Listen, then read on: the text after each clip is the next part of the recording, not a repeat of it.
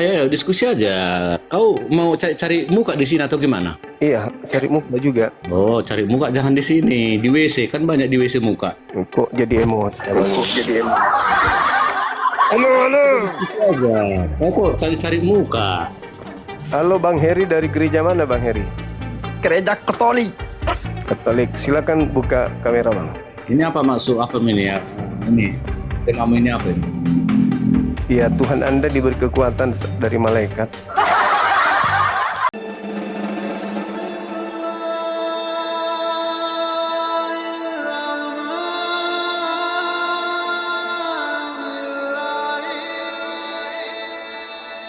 Ya, Pak Jospen, selamat siang Pak Jospen. Jos, Pak Benatua. Selamat siang. Ya, sebelum ke Pak Jospen, Ustadz, belakangan fenomena di komal-komal Muslim, terutama di komal saya, tahu, tiap malam itu pasti sesama oten itu cakar-cakaran, Ustadz, sehingga narasumber dari Muslim, termasuk salah satunya Ustadz Tahta dan Bang Handi, itu hanya diam menikmati. Gimana itu, Ustadz? Jadi segala sesuatu itu sudah dijelaskan oleh Al-Quran, ya. Dulu Nabi Isa ini sudah mengingatkan kepada pengikutnya. Apa peringatannya? Wa mubasyiran bi rasulin ya'ti min ba'di ismuhu Ahmad. Disuruh mengikuti Nabi Muhammad. Nanti akan ada nabi setelahku yang mana lebih segalanya daripada aku, lebih tinggi, derajatnya lebih tinggi karena dia diutus untuk seluruh dunia. Aku hanya untuk Sriwil. Akhirnya setelah Nabi itu datang beneran, orang-orang Nasrani tidak mau pindah. Maka di surat Al-Ma'idah ayat 14, dikarenakan mereka menolak, mengkhianati perjanjian itu, maka Allah timbulkan permusuhan di antara mereka sampai hari kiamat. Jadi nyata ayat ini. Karena gini dulu, ibaratkan gini pengertiannya ya. Al-Ma'idah 14 dengan Shaf ayat 6. Pengertiannya gini, wahai kamu pengikutku, kata Nabi Isa, kamu bersaksi ya akan beriman kepadaku dan beriman kepada Nabi setelahku? Iya, kami berjanji. Pas Nabi Muhammad datang beneran, kok mereka malah menolak perjanjian itu. Akhirnya Allah timbulkan perselisihan di antara mereka. Maksudnya apa? Allah timbulkan denom-denom banyak, saling membidat-bidatkan. Dan nyata sekarang udah gitu. Itu. Ya cara gimana Tata supaya tidak cakar-cakaran?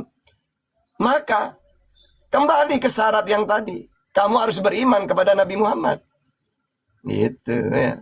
Selagi kalian tidak beriman, ya udah kami menikmati di komal-komal cakar-cakaran itu. Oke. Bang Handi semalam dibikin pusing, Ustadz. Jospen, bisa open cam Pak Jospen? Pak Benatua, open cam dulu lah.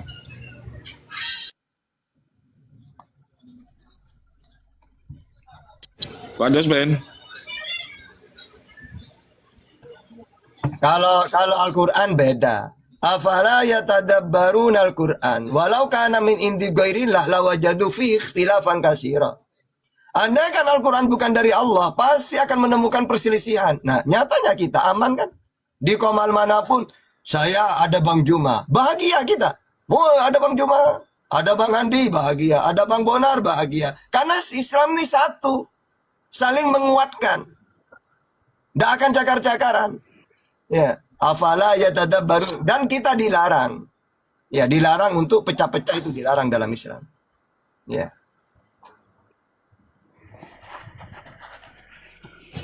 Ya, Pak Jospen sudah siap, Pak Jospen? Kalau masuk ke tema, rupanya? Ya, kalau masuk tema, ini Yesus diberi kekuatan ini, menerima kekuatan, gimana? Oh, iya. Kan tadi malam udah saya bahas itu dengan Bang Zuma. Baik, saya ulangi ya pembahasannya. Nah, jadi kenapa Yesus menerima kekuatan? Ya, karena gini. Kita lihat dulu latar belakangnya dia itu apa. Dalam Yohanes 1 ayat 1 dikatakan ya, pada mulanya adalah firman. Firman itu bersama-sama dengan Allah. Dan firman itu adalah Allah. Kalau bahasa Yunaninya itu begini bahasa Yunaninya ya. pada mulanya adalah firman. Firman itu bersama-sama dan Allah. Dan Theos adalah sang logos. Theos itu tidak menggunakan kata ho dengan ton, tetapi langsung Theos. Theos itu adalah logos, ya. Jadi Theos itu bukan Theon, bukan sang Allah, tetapi dia bersifat ilahi. Makanya menggunakan kata Theos. Nah, kemudian di Yohanes 1 ayat 14 dikatakan begini, Yohanes 1 ayat 14. Yohanes 1 ayat 14 dikatakan logos itu menjadi sarx. Nah, yang menariknya kata Yohanes tidak mengatakan logos itu menjadi antropon atau manusia, tetapi menjadi sarx. Sarx itu adalah kodrat kedagingan manusia, menjadi daging dia katanya. Artinya kodratnya itu adalah daging, ya. Nah, itulah makanya Ibrani 1, Ibrani 2 menuliskannya begini. Ibrani 2 ayat 14, Ibrani 2 ayat 14. Kenapa logos itu menjadi sarx? Karena anak-anak itu adalah anak-anak dari darah dan daging. Nah, jadi Paulus pun membuat apa? Membuat kalimatnya itu anak-anak dari darah dan daging, bukan manusia, ya. Kenapa? Karena kodrat manusia itu adalah darah dan daging. Nah, ayat 14. Karena anak-anak itu adalah anak-anak dari darah dan daging, maka ia juga menjadi sama dengan mereka dan mendapat bagian dalam keadaan mereka. Jadi mengapa logos itu menjadi sarx, menjadi daging, supaya dia menjadi sama seperti kita dan mendapat bagian dalam keadaan kita.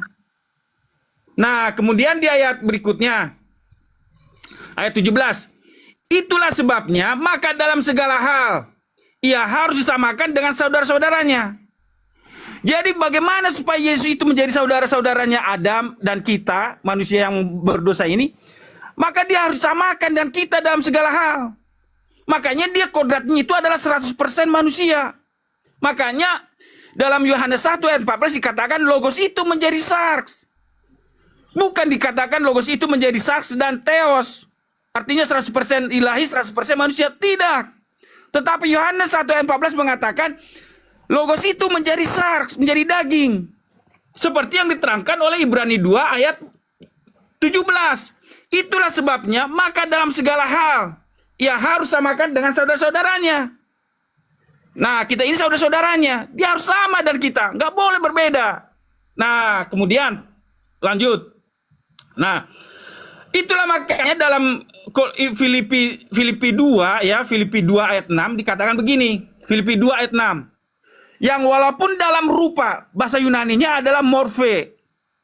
Morfe apa? Allah, dalam rupa Allah, morfe Allah. Artinya morfe itu adalah kodrat, substansi. Jadi dia itu waktu dia menjadi logos, dia adalah Theos. Kodratnya sama, rupanya rupa Allah, kodratnya adalah kodrat Allah. Nah, kemudian mengapa dia menjadi manusia? Diam dulu kau. Iya, kepanjangan pun. Kepanjangan Jos. Ya. Jadi walaupun dalam rupa Allah tidak menganggap kesetaraan dengan Allah itu menjadi sebagai milik yang harus dipertahankan, melainkan telah mengosongkan dirinya sendiri dan mengambil rupa morfe seorang hamba. Nah, itulah makanya dia menjadi manusia, menjadi kodrat manusia. Itu coba. Ya, Terima kasih. Sudah. Ya. Terima kasih Tata. Jangan cerewet lagi kau. Oke, ini ya, di mute sekarang ya. Ini Mute. ya. Akan saya jelaskan data dan akal nyambung ini. Ini temanya luar biasa. Yesus menerima kekuatan. Kenapa?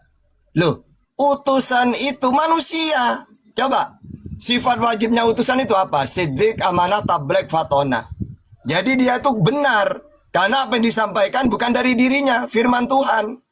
Amanah. Tablek menyampaikan. Lalu sifat jaisnya apa? Al-a'radul basariyatul lati la tuaddi ila nafsim fi maratibihimul aliyah. Jadi para nabi ini manusia. Sehingga kalau manusia butuh apapun berdoa dia. Makanya Yesus ya ketika dia mau ditangkap. Matius 26 ayat 53. Atau kau sangka bahwa aku tidak dapat berseru kepada Bapakku, Tuhanku. supaya ia segera mengirim lebih dari 12 malaikat untuk membantu aku. Loh, kenapa Yesus diberi kekuatan? Karena dia berdoa. Seperti saya mau ditangkap, mau dibegal atau apalah. Saya kan punya Tuhan. Wajar saya minta tolong kepada Allah. Ya Allah, selamatkan aku ya Allah. Nah, makanya di ayat ini, apakah Yesus diselamatkan? Kan dia berdoa, minta malaikat membantu dia. Ternyata benar. Lukas 22 ayat 43. Maka seorang malaikat dari langit menampakkan diri kepadanya, memberi kekuatan. Ya, walaupun Nabi Muhammad apa-apa minta kepada Allah. Akhirnya perang Badar, Allah bantu dengan 3.000 malaikat. Ya, sama seperti Yesus. Jadi pertanyaannya, jawabannya kenapa Yesus diberi kekuatan? Karena dia manusia biasa seperti kita. Coba, utusan itu apa kata Yesus? Aku ini utusan, Matius 15:24. Apa saja tugas utusan Yesus? Penyampai firman, Yohanes 3:34. Melakukan perintah Bapa yang mengutus, Yohanes 14:31. Melakukan kehendak yang mengutus, Yohanes 6:38. Oh, berarti kamu udah bisa apa-apa aslinya Yesus. Ya iya, saya manusia. Aku tidak bisa berbuat apa-apa dari diriku sendiri. Yohanes 5:30. Lalu kamu mujizat Yesus. Mujizat itu pemberian Tuhan. KPR 2:22, Yohanes 11:44. Makanya andaikan dia itu mempunyai kuasa Tuhan, masa diutus untuk Sriwil aja tidak mampu. Kalau Musa, ya, ketika di zamannya Musa, mereka ini ditindas oleh Fir'aun. Musa lo bisa mengatasi Fir'aun, mati tenggelam. Giliran Yesus, orang Sriwil ditindas Romawi, malah dia yang mau disalib oleh Romawi. Ya, jadi memang makanya kalau secara akal tapi ya, secara dialog lagi. Kalau kita pakai data, akal, nabi paling gagal itu Yesus. Di zamannya Musa ditindas oleh Fir'aun. Tuhan mengutus seorang. Coba baca Yesaya 19:20. Ketika Tuhan ingin menyelamatkan Sriwil dari penindasan, maka Tuhan mengutus seorang juru selamat. Oh, Sriwil ditindas oleh Fir'aun. Maka Tuhan mengutus seorang Musa. Musa mengatasinya itu. Mati Fir'aunnya. Di zamannya Nabi Muhammad, orang Arab ini jahiliyah. Maka Allah mengutus seorang, yaitu Nabi Muhammad. Akhirnya dari zaman jahiliyah menjadi zaman yang berilmu. Ya, Yesus. Oh, di zamannya Yesus, mereka ditindas oleh Romawi, rabi-rabi yang jahat. Maka Tuhan mengutus juru selamat seorang. KPR 13:23. Sesuai yang telah dijanjikan, Allah membangkitkan juru selamat untuk Sriwil, yaitu Yesus. Apakah Yesus bisa menyelamatkan seperti Musa? Tidak. Malah dia kan menurut versi Kristen disalib dia. Jadi kalau kita pakai data, Yesus ini nabi satu-satunya nabi yang paling gagal. Kalau Daud, mereka orang Sriwil minta raja, maka Allah mengutus seorang, yaitu Nabi Daud, menjadi raja, sukses dia berperang. Gitu ya. Yesus. Sorry ya, gagal ya. Oke, silakan. Ustaz, jangan kau potong-potong. Aku tahu kapan aku berhenti. Jangan asal kau potong-potong. Ya, Jadi tapi lupa jangan nanti. kelamaan lah, poinnya saja lah, Jospen. Wow. Dia pun lamanya. Kau berat sebelah kau. Oke, saya jawab. Lanjut. Oke, saya jawab. Begini Ustadz, Yesus lawannya itu bukan Romawi, Ustadz, jangan salah. Lawannya itu bukan penjajahan Romawi, bukan kesejahteraan ekonomi, bukan. Bukan pula imam-imam, tetapi apa kata Yesus, siapa musuhnya? Yohanes 12 ayat 31, ya. Yohanes 12 ayat 31 mengatakan, sekarang berlangsung penghakiman atas dunia ini, sekarang juga penguasa dunia ini akan dilemparkan keluar. Dan aku, apabila aku ditinggikan dari bumi, aku akan menarik semua orang datang kepadaku. Jadi musuh Yesus itu bukan orang Romawi, bukan. Bukan imam-imam yang menyalibkan, bukan. Tetapi adalah penguasa dunia ini, roh-roh yang berkuasa di alam, di angkasa. Kenyataannya yang membunuh pasukan Romawi, Jos. Iya, nanti sebentar, itu saya jawab. Iya, untung. Nah, kayak gitu baru bagus, cocok. Nah, kemudian ayat 14:31. Tidak banyak lagi aku berkata-kata dan kamu, sebab penguasa dunia ini datang dan tidak berkuasa sedikit pun atas aku. Nah, kemudian Yohanes 16 ayat 11. Akan penghakiman karena penguasa dunia ini telah dihukum. Nah, kalau begitu, mengapa Yesus harus mati? Mengapa Yesus mati karena oleh penguasa Romawi Pilatus dan Herodes? Ibrani 2 ayat 14 15. Karena anak-anak itu adalah anak-anak dari darah dan daging, maka ia juga menjadi sama dengan mereka dan mendapat bagian dalam keadaan mereka, supaya oleh kematiannya ia memusnahkan dia, yaitu iblis yang berkuasa atas maut. Jadi Yesus mau menyerahkan dirinya. Supaya apa? Dia bisa matikan itu apa? Maut. Iblis dan maut. Kerajaan maut. Dan dosa. Jadi musuh Yesus itu 4.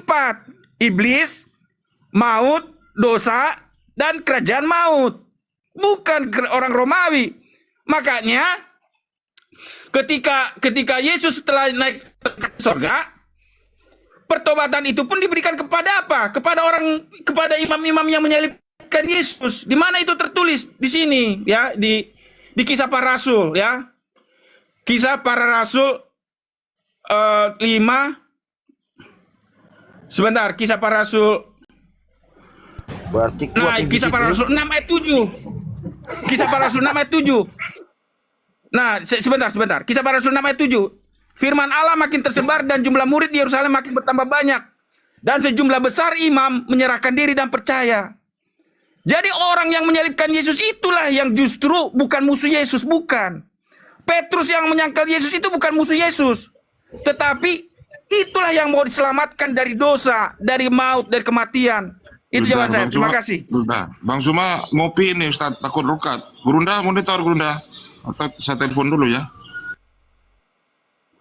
Ya bentar Pak, lagi itu Pak. Ustadz itu kalau tadi dia bilang Ibrani 4:12 kalau nggak salah itu kan. Kematian di sini berarti untuk memusnahkan kuasa maut. Jadi iblis yang berkuasa atas kematian gitu. Berarti di sini Pak Yohanes, ini berarti iblis memaksa Tuhan itu bunuh diri, Pak ya? Karena kan Yesus itu Tuhan Tritunggal kan gitu. Tunggu, jangan. Nanti ditanya nanti menghindar lagi. Jadi begini Pak Jos. Udah monitor, lanjut. Iya. Jadi gini, Pak Jos harus tahu ya. Yang ditunggu orang Sriwil itu dari zaman dulu. Penyelamat, baik penyelamat untuk di dunia dan di akhirat. Pertama, contohnya Musa. Berhasil Musa ini menyelamatkan di dunia, berarti dari Fir'aun penindasan, selamat. Menyelamatkan supaya kekal di surga. Berhasil Musa.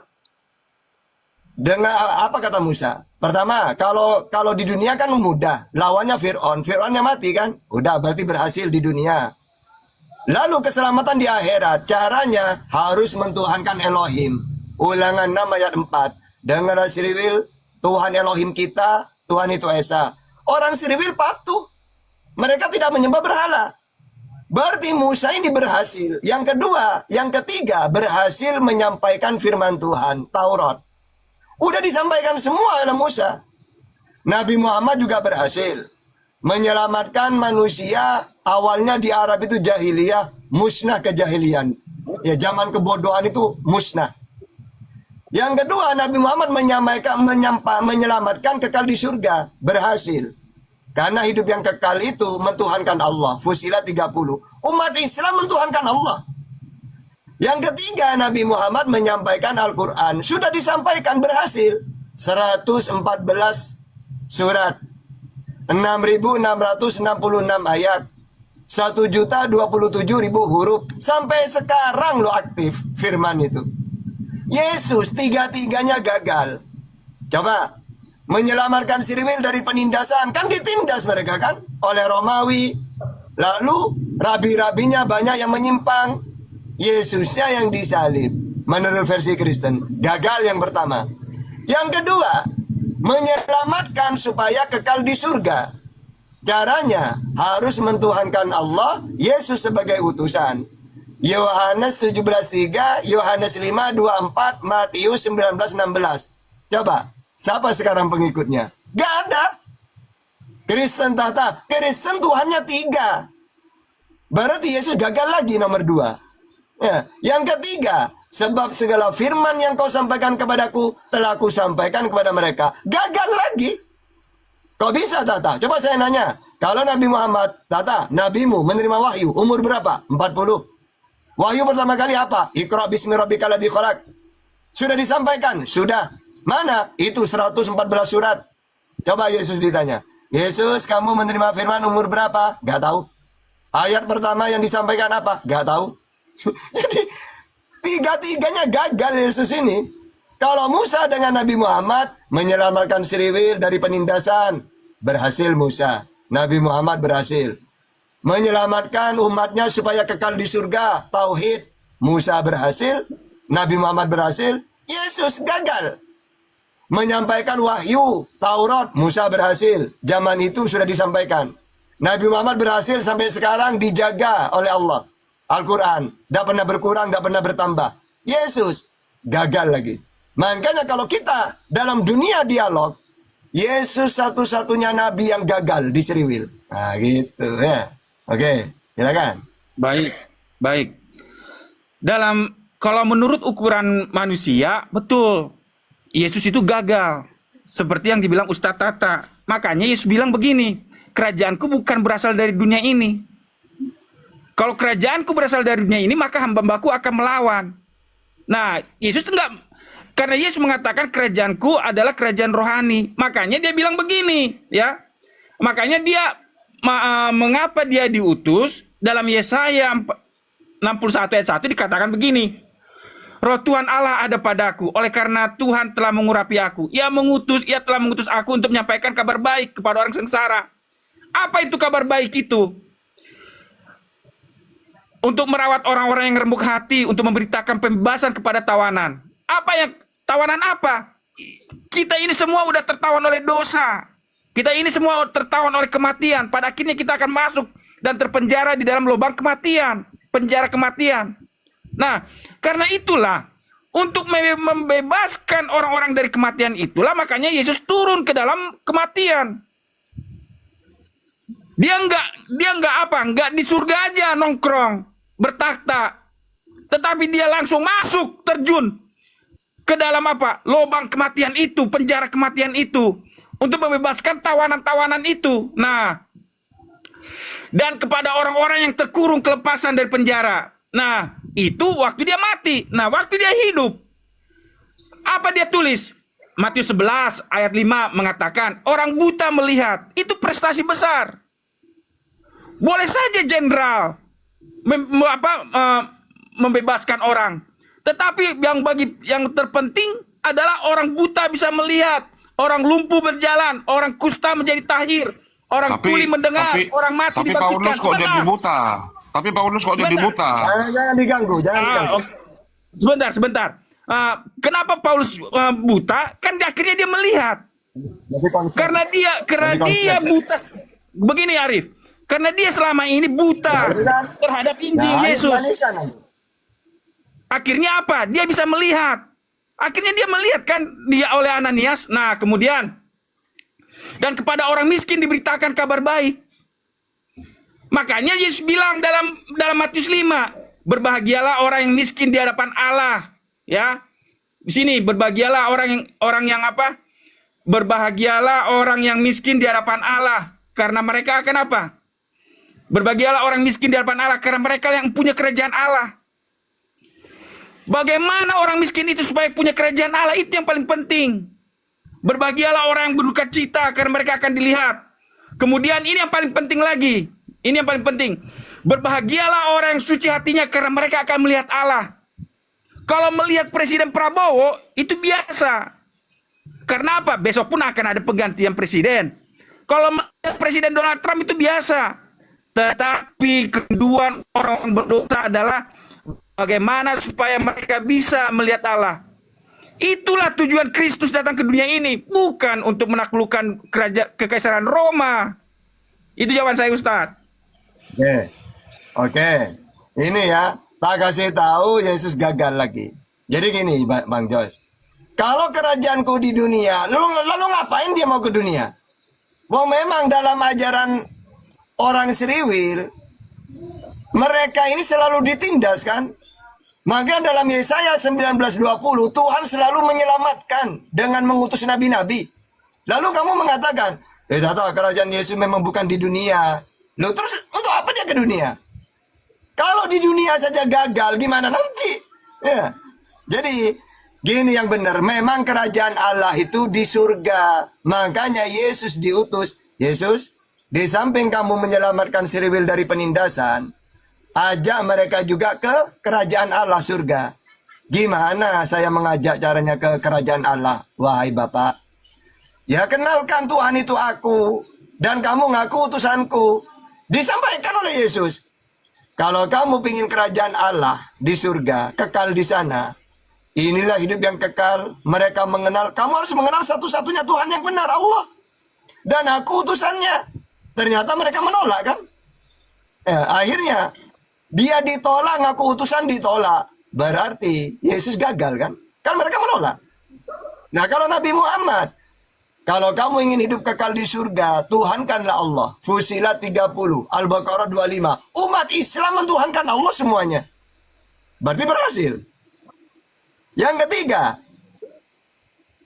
kalau yang ini dalam Islam masuk akal, data ada. Kenapa saya mengatakan, tapi ini secara akal ya, kita umat Islam tidak boleh membeda-bedakan Nabi, gak boleh. La nufarriqu baina ahadim minhum. Kami tidak membeda-bedakan para Nabi. Semuanya mulia di hadapan Allah. Tapi ini dunia dialog. Kenapa kok saya mengatakan Yesus gagal? Karena satu-satunya yang ditanya nanti di akhirat, cuma Yesus. Tapi ini versi Islam.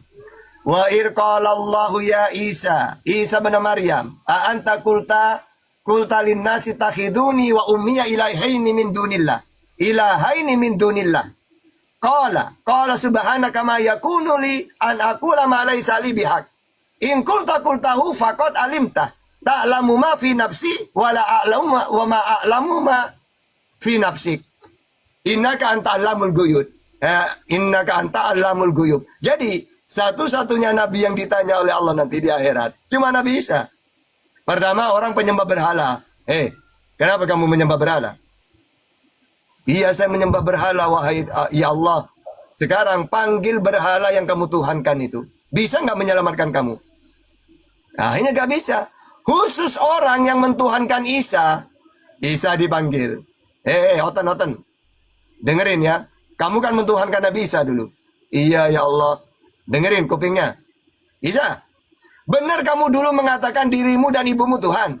Tidak ya Allah. Aku tidak pernah mengatakan apa yang tidak engkau perintah. Justru aku mengatakan apa yang engkau perintah. Apa itu? Aku bilang ke mereka, Tuhan itu Allah. Al-Zuhruf 64, Markus 12:29. Aku bilang ya Allah, aku ini utusan untuk dia, Sriwil. Matius 15:24. Surah Al-Maidah 47. Dan aku mengatakan Nabi, tidak pernah ngaku Tuhan saya. Maryam 30, Markus 6 ayat 4. Tapi setelah engkau angkat aku ya Allah, tiba-tiba saya dikonsili. Saya gak tahu itu. Ya. Akhirnya apa kata Allah? Dengar oten. Dengar? Kenapa kamu mentuhankan dia? Wong dia lo tidak pernah ngaku Tuhan. Ya, jadi kenapa saya mengatakan secara akal cuma Yesus yang gagal? Karena buktinya nanti yang ditanya itu cuma Yesus. Ya, sama dengan gini.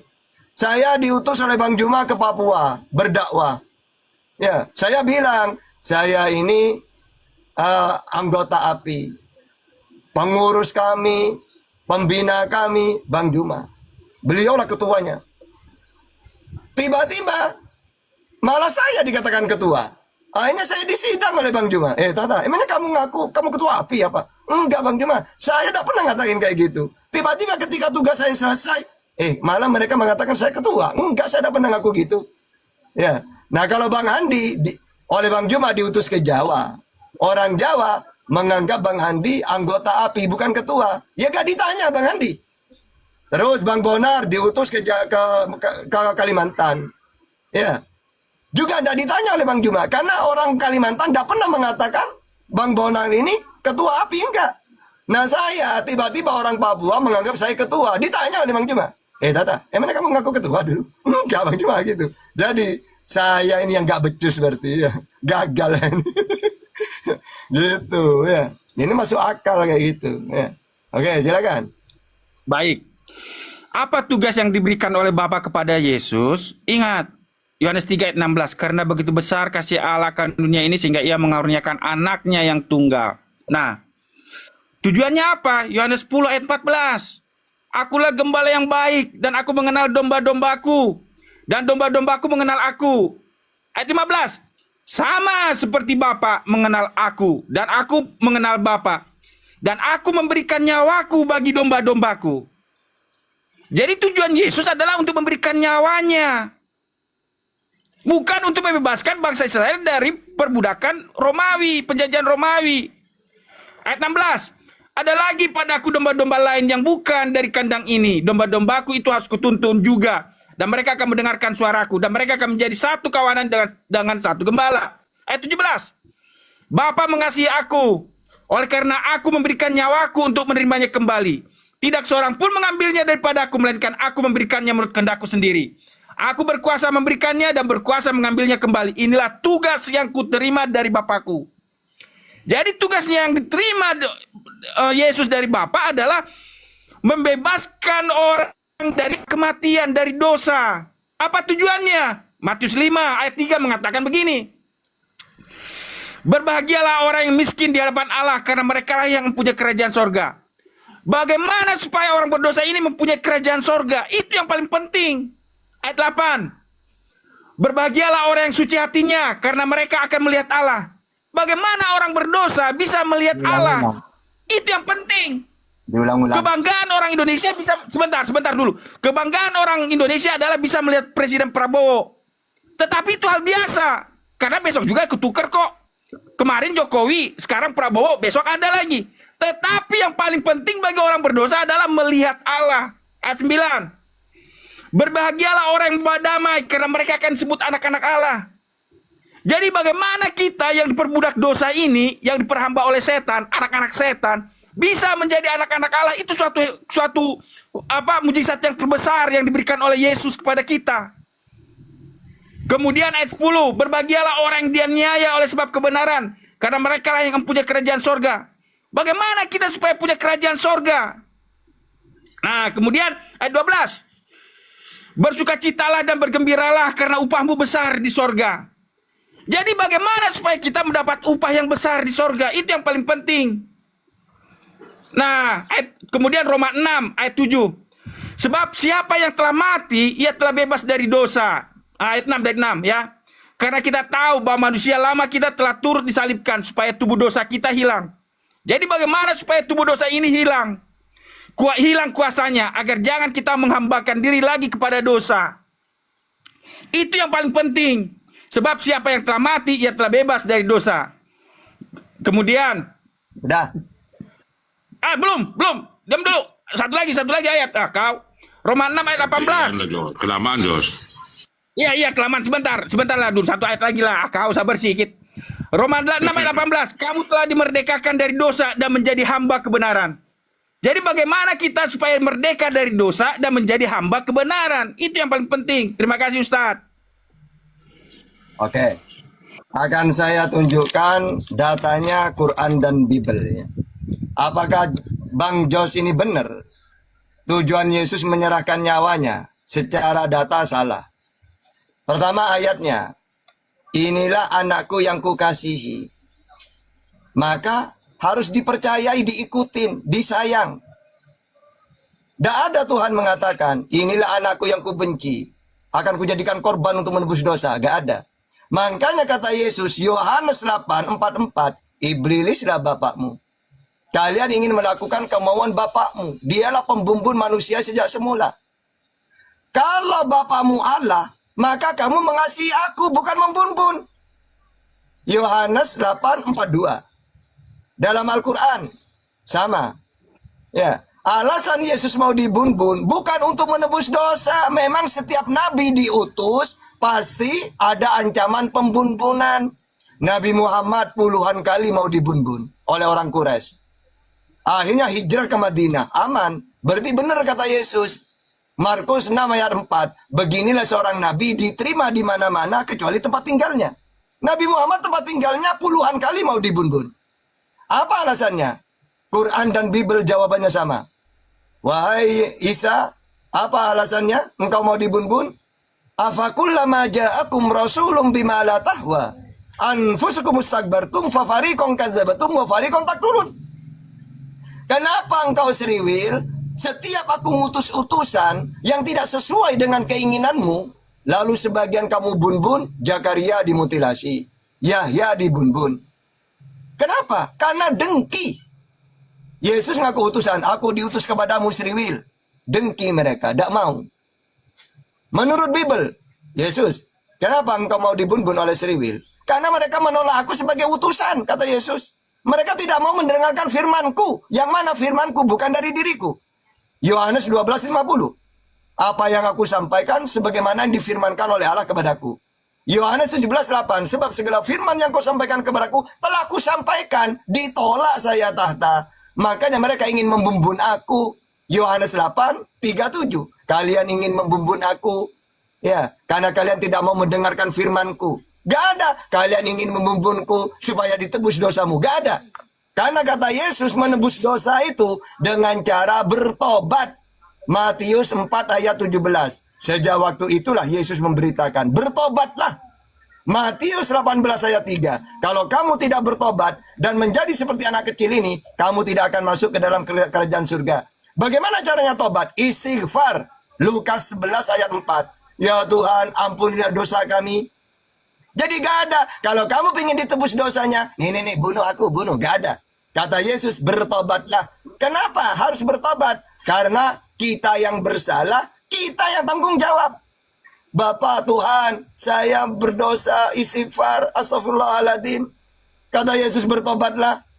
Kenapa? Karena dalam ajaran Samawi, kita yang berdosa, ya kita yang minta maaf. Adam berdosa. Ya, Adam istighfar. Rabbana dolamna anfusana wa illam taghfir lana wa tarhamna lanakunanna minal khosirin. Dimaafkan oleh Allah. Kenapa? Karena Allah Maha Penerima maaf. Mana datanya? Al-Quran, Az-Zumar 53. Di dalam Bible, Yohanes 1 ayat 9. Kalau kamu bertobat minta ampun, maka Tuhan Maha Pengampun. Kenapa? Karena kita yang bersalah, kita yang tanggung jawab. Bapak tidak bisa menanggung dosanya anak, anak tidak dapat menanggung dosanya bapak. Seseorang akan dihukum menurut perbuatan masing-masing. Jangan sampai kita yang bersalah, Tuhan turun dong, tebus dosa saya. Itu kurang ajar namanya. Yang ada dalam ajaran Samawi, siapa yang berbuat, dia yang harus bertobat. Ya, tidak bisa dialihkan dosa itu. Mana datanya? Wala taziru waziratu wizra ukhra. Kalau dalam Bible, Yehezkiel 18 ayat 20, Ulangan 24:16, Matius 16:27, Yeremia 31:29, 2 Tawarikh 25 ayat 4, 2 Tawarikh 18:20. Siapa yang bersalah, dia yang tanggung jawab. Bapak tidak dapat menanggung dosanya anak, anak tidak dapat menanggung dosanya bapak. Enak banget. Saat kita yang berdosa, Tuhan turun dong, tanggung dosa saya, tak sembelih engkau. Itu ajaran apa? Dewa Molok gitu. Ya, gitu ya. Jadi gak bener. Ya, silakan. Baik. Di dalam Yeskel tadi, bapak tidak dapat menanggung dosa anak dan anak tidak dapat menanggung dosa bapak. Kenapa?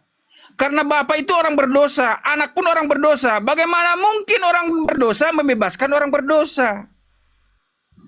Karena orang berdosa tidak bisa membebaskan orang berdosa, makanya Tuhan melarang hal itu.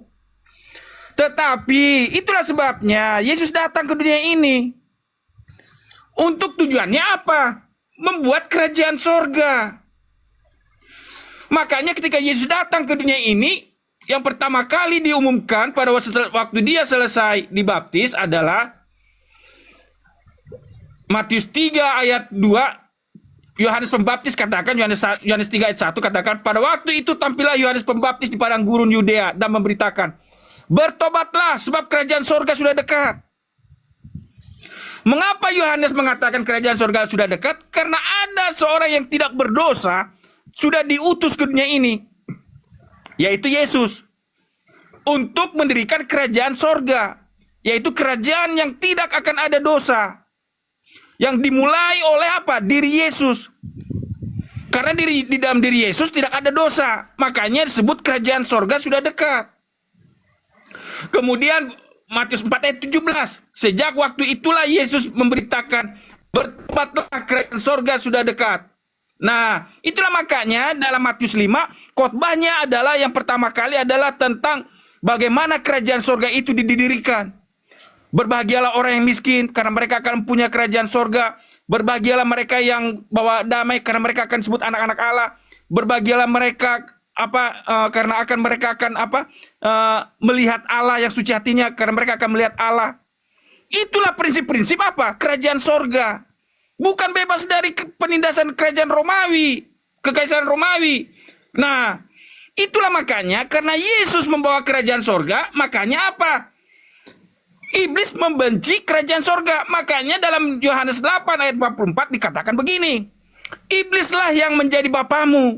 Dan kamu ingin melakukan keinginan-keinginan bapamu. Ia adalah pembunuh manusia sejak semula. Dan tidak hidup dalam kebenaran. Sebab di dalam dia tidak ada kebenaran. Karena Yesus mau mendirikan kerajaan kebenaran, makanya iblis mau membunuh Yesus. Supaya jangan jadi itu kerajaan kebenaran. Tetapi justru oleh kematian Yesus, kerajaan kebenaran itu justru berdiri di atas darahnya Yesus.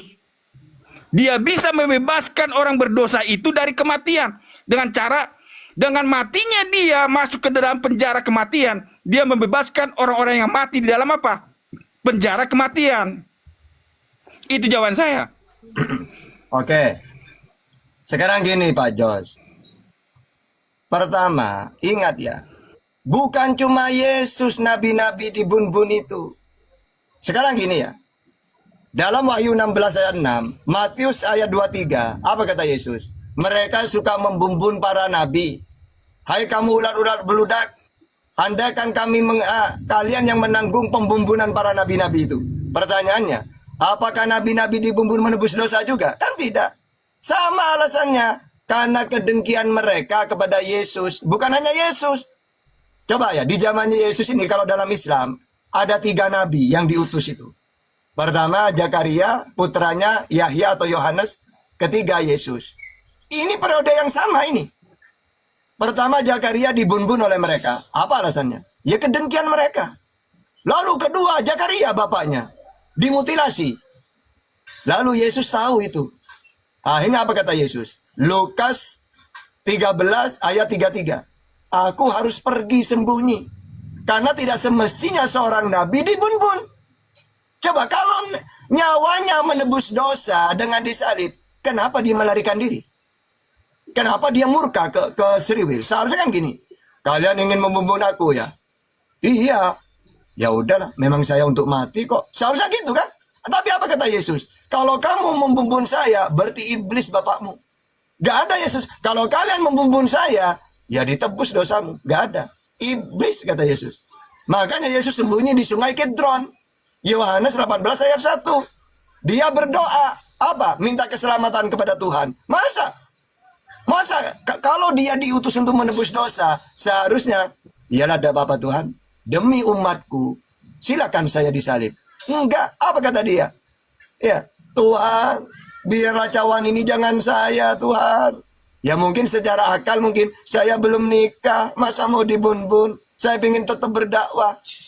Lalu Yesus ini kan minta kekuatan kan kepada Tuhan supaya diutus malaikat untuk menyelamatkan dia.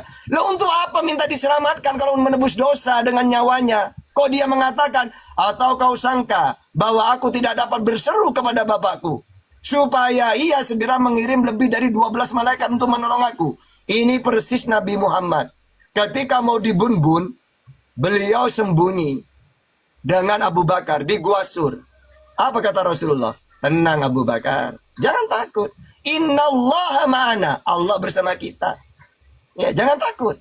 Beda dengan Yesus. Ketika bersembunyi, apa kata Yesus? Petrus, jangan tidur dong. Nanti kita digerebek. Coba, Matius 26:40. Akhirnya muridnya tambah takut. Kalau Yesus takut, apalagi saya.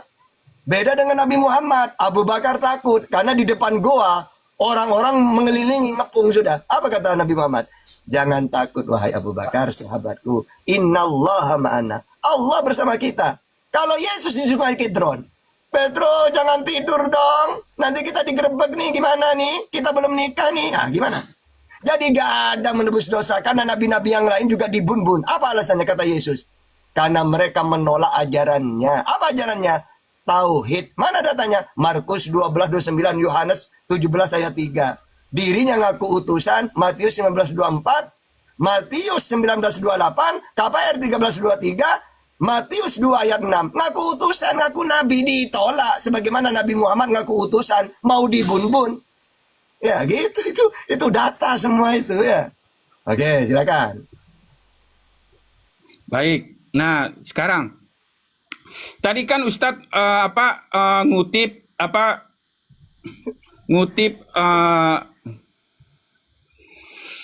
sebentar ya. Tadi kan Ustadz ngutip tentang Yesus waktu mau ditangkap dia lari ya. Betul, itu ada ayatnya. Sebentar. Kenapa dia lari? Karena dia belum waktunya. Ingat, Yesus selalu apa? Membuat kayak schedule ya, kayak jadwal. Kayak jadwal kapan dia mati, kapan dia memberkati. Nah, di mana ayatnya? Saya kasih tahu ayatnya sebentar Ustaz. Ini ayatnya ya, saya bacakan. Nah, di dalam ini nih. Nah, begini, sebentar. Dalam Matius 26 ya, Matius 26. Yesus bilang begini ya, Matius 26. Ayat 52. Maka kata Yesus kepadanya, masukkanlah pedang itu kembali ke dalam sarungnya, sebab barang siapa menggunakan pedang akan binasa oleh pedang. Atau kau sangka bahwa aku tidak dapat bersuruh kepada Bapakku supaya ia segera mengirim lebih dari 12 pasukan malaikat membantu aku? Ayat 54. Jika begitu, bagaimanakah akan digenapi yang tertulis dalam kitab suci yang mengatakan bahwa harus terjadi demikian? Jadi inilah saat yang tepat bagi Yesus untuk menyerahkan nyawanya. Nah, di mana itu lagi tertulis? Makanya ada Galatia 4. Galatia 4 ayat 4 mengatakan begini ya. Tetapi setelah genap waktunya. Jadi bukan sembarangan waktu. Makanya Yesus nggak diutus pada waktu 1 hari setelah Adam dan Hawa berdosa. Atau 100 tahun setelah Adam dan Hawa berdosa. Tidak. Ada waktunya. Dalam Galatia 4 ayat 4 dikatakan, tetapi setelah genap waktunya, maka Allah mengutus anaknya. Jadi ada waktu Tuhan untuk apa? Mengutus anaknya. Nah, kemudian saya ambil lagi satu lagi jawab itu. Nah, bagi kami Ustadz, jadwal kedatangan Yesus untuk mati di kayu salib itu ada jadwalnya lagi dalam Daniel 9 ayat 23 sampai 26. Bunyinya begini. Jadi kalau dibilang Yesus tidak ada nubuatan tentang Yesus, itu nggak benar. Secara waktu pun sudah dinubuatkan dalam Daniel 9 ayat 23. Ketika engkau mulai menyampaikan permohonan, keluarlah suatu firman. Maka aku datang untuk memberitahukan kepadamu, sebab engkau sangat dikasihi. Jadi camkanlah firman itu dan perhatikanlah penglihatan itu. Ayat 24. 70 kali 7 masa telah ditetapkan atas bangsamu dan atas kotamu yang kudus, untuk melenyapkan kefasikan, untuk mengakhiri dosa. Jadi ada satu waktu, ada waktunya jadwal Allah, makanya dibilang Galatia 4 ayat 4, setelah genap waktunya. Genap waktunya kapan? Setelah 70 kali 7 masa telah ditetapkan atas bangsamu untuk mengakhiri dosa, untuk melenyapkan kefasikan, untuk menghapuskan kesalahan. Nah, caranya bagaimana? Untuk mendatangkan keadilan yang kekal, untuk menggenapkan penglihatan dan nabi, dan untuk mengurapi yang maha kudus. Kata mengurapi di sini adalah Mesaya atau Kristos bahasa Yunaninya, tapi bahasa Ibraninya Mesias. Nah, kemudian ayat 25. Maka ketahuilah dan pahamilah dari saat firman itu keluar. Jadi cara menghitungnya itu tahun keluarnya apa? Perintah pembangunan oleh Raja Kores ya, Sirus. Maka ketahuilah dan pahamilah dari saat firman itu keluar, yakni bahwa Yerusalem akan dipulihkan dan dibangun kembali sampai pada kedatangan seorang yang diurapi, Seorang yang durapi itu artinya Mesias kalau bahasa Ibrani, atau Kristus kalau bahasa Yunani. Seorang raja. Ada 7 kali 7 masa dan 62 kali 7 masa lamanya kota itu akan dibangun kembali dan dengan tanah lapang dan paritnya. Tetapi di tengah-tengah kesulitan. Nah, kemudian ayat 26. Sesudah ke-62 kali 7 masa itu akan disingkirkan seorang yang telah durapi. Nah, jadi pada saat itu, jadi Daniel ada 3 kali ayat mengatakan tentang Mesias, kapan dia datang, kapan dia mati. Ya. Padahal tidak ada salahnya apa-apa. Ingat, Yesus mati tidak ada salahnya apa-apa. Jadi Yesaya 53, Daniel 24, 25, 26 3 kali nubuatan tentang waktu kapan Yesus datang. Nah, kemudian terakhir saya bacakan. Terakhir ini. Nah, makanya dalam Yohanes 19 ayat 31, Ustaz, ya. Dalam Yohanes 19 ayat 31, kenapa Yesus nggak mati sembarangan? Ada waktunya, ada genap waktunya, ada jadwalnya. Yohanes 19 ayat 31 menuliskannya begini. Ini keren sekali. Karena hari itu hari persiapan, dan supaya pada hari Sabat mayat-mayat itu tidak tinggal tergantung pada kayu salib. Sebab Sabat itu adalah hari yang besar. Mengapa Yohanes menulis kata sebab hari Sabat itu adalah hari yang besar? Karena pada waktu Yesus mati, ada 2 Sabat yang langsung tumpang tindih. Yang pertama, sehari Sabat mingguan, 7 hari itu, hari Sabat kebaktian mingguan, hari ke-7, dan kemudian hari Sabat Paskah, hari Sabat perayaan Paskah. Makanya disebut hari Sabat yang besar. Kalau itu hari Sabat 7 harian, itu biasa. Nggak akan sebut hari Sabat besar. Sudah. Sebentar Ustaz. Sekali lagi. Kemana-mana. Tetapi kalau hanya hari Sabat perayaan Paskah, itu hari Sabat biasa, perayaan dibilang. Tetapi Yohanes 19 ayat 31 menuliskannya pada waktu Yesus mati disebut hari Sabat. Sebab Sabat itu adalah hari yang besar. Makanya disebut hari Sabat yang besar.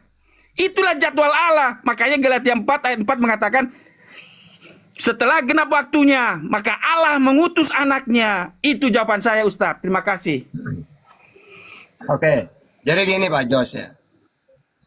Ayat yang masuk akal ini penyampaian Yesus. Jadi tidak ada saya mau disalib supaya kalian menebus dosa, itu gak ada. Pengakuan Yesus, kalian ingin membumbun aku karena kalian tidak mau mengikuti ajaranku. Kita tahu kan para nabi kan menerima ajaran. Musa menerima ajaran Taurat. Yesus menerima ajaranku bukan dari diriku sendiri, tapi dari Allah yang mengutus aku. Yohanes 7:16. Musa menyampaikan firman Tuhan. Ya, menerima firman, mendengar firman. Keluaran 3 ayat 2. Yesus menerima firman, mendengar firman. Yohanes 12:50, Yohanes 15:15. Dan Musa menyampaikan Taurat itu kepada umat Yasriwil. Yesus menyampaikan juga. Yohanes 17 ayat 8. Sebab segala firman yang kau sampaikan kepadaku telah ku sampaikan. Bedanya Yesus ditolak, Musa diterima. Makanya kata Yesus, kalian ingin membumbun aku karena kalian tidak mau mengikuti ajaranku, firmanku. Yang mana firman ini dari Allah, bukan dari diriku. Sama seperti Taurat, Musa, bukan dari Musa, dari Tuhannya. Bedanya Musa kalian terima, aku ditolak, mau dibumbun. Jadi Yesus mengaku, kalian ingin membumbun aku karena kalian tidak mau beriman kepadaku sebagai nabi, sebagai utusan penyampai firman. Makanya iblislah bapakmu. Loh Yesus, kenapa kok mereka dikatakan iblis? Lah iya tata, kan cuma iblis yang benci ke nabi. Dialah pembumbun manusia sejak semula. Yohanes 8:44. Terus Yesus, apakah kamu diam? Oh tidak dong, saya melarikan diri. Yohanes 18 ayat 1. Lukas 13:33. Saya melarikan diri. Cuma itu doang. Oh tidak, tata, saya berdoa kepada Tuhan. Bersujud saya. Ya, Yesus ketika sembunyi, apa kata dia? Matius 26:38. Lalu katanya kepada mereka, hatiku sangat sedih, seperti mau mati rasanya. Tinggallah di sini dan berjaga-jaga. Untuk apa takut kalau menebus dosa? Nabi Muhammad, andai kan ada suara, wahai Muhammad, kamu mati sekarang ya, dan semua umatmu masuk surga. Iya ya Allah, ambil nyawa saya, pasti itu. Karena Nabi Muhammad apa-apa ummati, ummati. Ingat umatnya, Yesus. Yesus, kamu untuk menebus dosa saya mau disalib. Gak mau, lari dia. Nabi apa kayak gitu? Coba, saya yakin ya, andaikan Nabi Muhammad, apapun dilakukan untuk umatnya. Yesus, kalian mau membunuh aku, iblis bapakmu. Oh, saya tidak mau diem, wong saya punya kaki, saya mau lari. Itu apa kayak gitu, coba. Ya, jadi udahlah. Terus yang terakhir, Yesus itu Mesias. No, tahu nggak apa itu Mesias? Raja yang diurapi, penyelamat, pembebas. Sama seperti Musa. Dulu mereka tidak bebas, dijajah, diperbudak oleh Fir'aun. Maka dia mengutus Musa. Mesias Musa, penyelamat, pembebas. Giliran Daud, kamu Mesias, diurapin. Kamu akan jadi raja, selamatkan Seriwil. Berhasil. Giliran Yesus sekarang giliranmu. Apa saya Tuhan? Mesias dong. Bebaskan mereka dari tentara Romawi, menindas mereka. Akhirnya kata Romawi, kamu Mesias ya. Sebelum kamu, saya tidak mau seperti Daud. Ya kalau Daud berhasil, kamu saya gagalkan Mesias Yesus. Disalib dia. Gagal. Ya. Jadi kalau dia Mesias, berarti apa Mesias itu? Penyelamat, pembebas. Sebagaimana Daud, Musa membebaskan dari Fir'aun. Daud membebaskan dari raja-raja yang dolim, yang menjajah Seriwil. Giliran Yesus, dia yang dijajah, dia yang disalib. Makanya tadi dari awal saya mengatakan, satu-satunya nabi yang gagal cuma Yesus. Nyata pakai ayat itu. Gitu ya. Oke, silakan. Nah, baik. Kan Ustadz bilang Cuma kayaknya sudah ready Bang Jumain. apa? Enggak mana, Gurunda sudah ready kayaknya, sudah ready.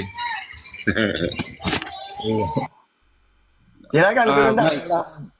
Ya, kalau udah siap silakan biar saya turun atau lanjut. Lanjut dulu, belum lanjut. Kita ini ngisi, Baik. ini saya itu ibaratkan sepak bola itu pemain ganti, Kita cadangan. biar gak kosong. Iya, ngerti aku. Makanya saya bilang kalau masih sempat biar saya lanjutkan gitu maksud saya. Ya tunggu Kalau dulu, nggak, saya lapor dulu, Gurunda, Bang Juma. Nah kalau gak ada dilanjut, biar gak kosong kemarin. Oke. Iya, betul. Oke, saya lanjutkan ya. Baik. Tadi Ustadz bilang bahwa Pilatus menghukum Yesus karena dia merasa menjadi raja. Ingat, itu ditolak oleh Pilatus di dalam Matius 27 ya.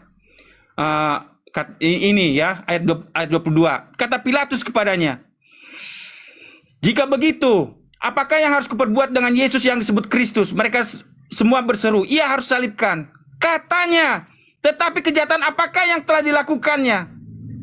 Namun mereka makin keras berteriak, "Ia harus disalibkan." Jadi Yesus bukan berusaha menjatuhkan penjajahan kekaisaran Romawi, bukan.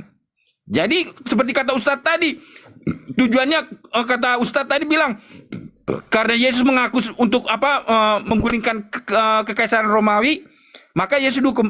Enggak. Pilatus mengatakan tidak ada dosa, tidak ada kesalahan apapun yang diperbuat oleh Yesus. Nah, sekarang justru orang Yahudi yang menginginkan Yesus mati, ya. Itu. Kemudian tadi Ustadz bilang Ustadz bilang tadi mengenai Yesus, ya. Saya katakan sekali lagi. Mengapa Yesus ketakutan? Ya, ketakutan. Ingat, sepanjang waktu Yesus sebelum inkarnasi menjadi manusia, preeksistensinya sebelum menjadi inkarnasi menjadi manusia, dia bersama-sama dengan Bapa. Berapa lama dia bersama-sama dengan Bapa? Kemudian ketika dia menjadi manusia pun, Bapa selalu menyertai dia, ya. Di mana tertulis Yohanes 16 ayat 32. Lihat, saatnya datang, bahkan sudah datang, bahwa kamu dicerai-beraikan masing-masing ke tempatnya sendiri, dan kamu meninggalkan aku seorang diri. Namun aku tidak seorang diri, sebab Bapa menyertai aku.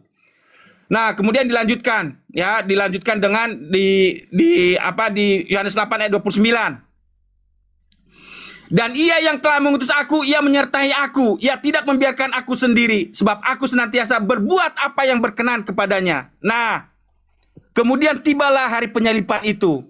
Kenapa Yesus takut? Ketakutannya adalah dia terpisah dari Allah. Itu adalah beban yang begitu menyakitkan. Sama seperti begini, Ustadz. Pernah nggak lihat ada orang kehilangan saudaranya? Orang tua. Kenapa? Sebenarnya kalau andai kata orang tua itu, misalnya orang tua itu nggak pernah jumpa, dia melahirkan anaknya, kemudian dibesarkan oleh neneknya atau kakeknya, orang tuanya pergilah merantau cari uang, kemudian mati orang tuanya, anak itu nggak akan tidak begitu bersedih. Tetapi orang tua itu akan bersedih, anak itu akan bersedih karena apa? Di depannya dia diasuh selama-lamanya sampai besar. Itu perasaan kehilangan itu yang lebih berat. Itu satu, saya ambil ilustrasi. Yang kedua, tanya orang yang pelihara kucing dengan anjing. Kalau dia pelihara kucing dan anjing, kalau itu terus lama-lama berada di depannya, dipelihara lama, 10 tahun, 15 tahun, kemudian mati anjing dan kucingnya, pasti setengah jiwanya akan mati. Nah, begitu juga dengan Yesus. Yang Yesus takutkan bukan penyalipan itu, tetapi keterpisahan dia dengan Bapa yang di surga. Makanya ketika Yesus berteriak di kayu salib, Eloi, Eloi, lama sabachthani, Tuhan Allahku, Allahku, mengapa engkau meninggalkan aku? Itu adalah jeritan manusia yang kehilangan dari hadapan Bapa. Bukan ketakutan akan penyalipan, bukan. Kehilangan keterpisahan dari Bapa itulah yang menakutkan.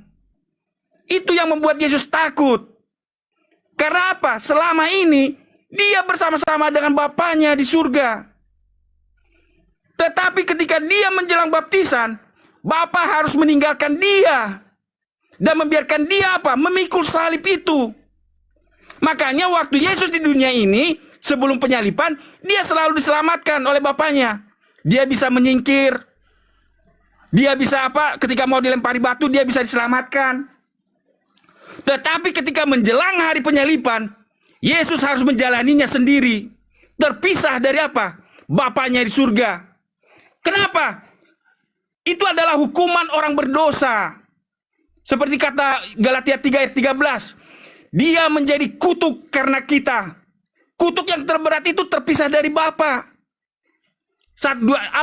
Ayatnya? Di mana ayatnya? 2 Tesalonika 1 ayat 9. Mereka ini akan menjalani hukuman kebinasaan selama-lamanya, dijauhkan dari hadirat Tuhan dan dari kemuliaan kekuatannya. Jadi ketika Yesus dijauhkan dari kekuatan Allah, kemuliaannya Bapa di surga, itu adalah keterpisahan yang menakutkan, Ustadz. Bayangkan selama zaman kekekalan, kemudian Yesus sebentar. Kemudian usia 33 tahun di dunia ini, tiba-tiba dia menghadapi keterpisahan. Itu yang paling menakutkan. Nah, selanjutnya saya bacakan sekali lagi ya, terakhir. Yohanes 14 ayat 10. Tidak percayakah engkau bahwa aku dalam Bapa dan Bapa di dalam aku? Jadi ketika Bapa menarik diri untuk menghadapi perjalanan salib itu, karena ingat, mengapa Bapa di surga harus menarik diri? Karena Yesus harus menjadi dosa. Yesus harus menjadi kutuk. Bapa tidak bisa bersatu dengan dosa. Tetapi karena Yesus harus menjadi kutuk, harus menjadi dosa, dia harus terpisah dari Bapa. Dosa yang seharusnya orang berdosa tanggung, Yesus ambil. Nah, karena Yesus ambil dosa orang berdosa itu, akhirnya orang berdosa bisa berhubungan dengan Bapa di surga. Keterpisahan itu yang menakutkan. Makanya malaikat itu diutus untuk menguatkan Yesus.